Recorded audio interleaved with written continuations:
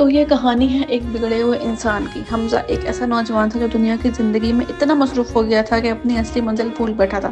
اس کی سوچ تھی کہ زندگی صرف مزے کرنے کا نام ہے، ہر دن نئے کپڑے، نئے دوست، پارٹیز اور حرام چیزوں کے چکر۔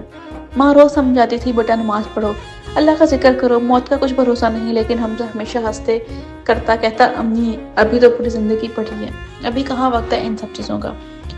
ایک دن رات کو لیٹ پارٹی سے واپس آ رہا تھا، رستے میں گاڑی تیز چلا رہا تھا، اچانک کنٹرول چھوٹا اور گاڑی سیدھا ایک پیڑ سے جا ٹکرائی۔ ہر طرف اندھیرا چھا گیا۔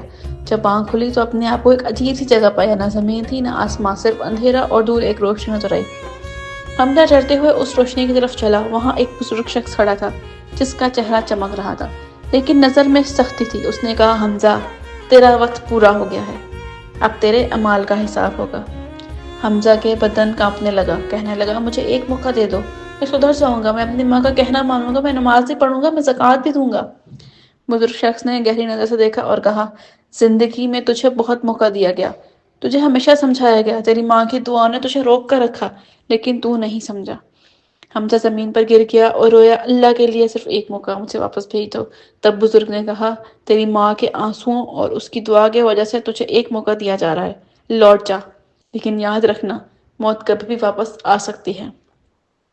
حمزہ کی آنکھ کھلی، ہاسپٹل کا کمرہ تھا، ماں اس کے پاس بیٹھی تھی، آنسو میں بھیگی۔ حمزہ نے ماں کا ہاتھ پکڑ لیا، امی مجھے معاف کر دو، اب آپ کا کہنا نہیں ٹالوں گا۔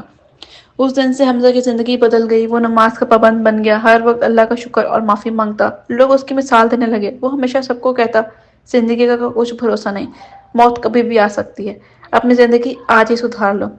سبق صرف اتنا ہے، جب تک زندگی ہے اپنی اصلی منزل کو مت بھلاؤ، وقت نکل گیا تو صرف پچھتاوا رہ جاتا ہے۔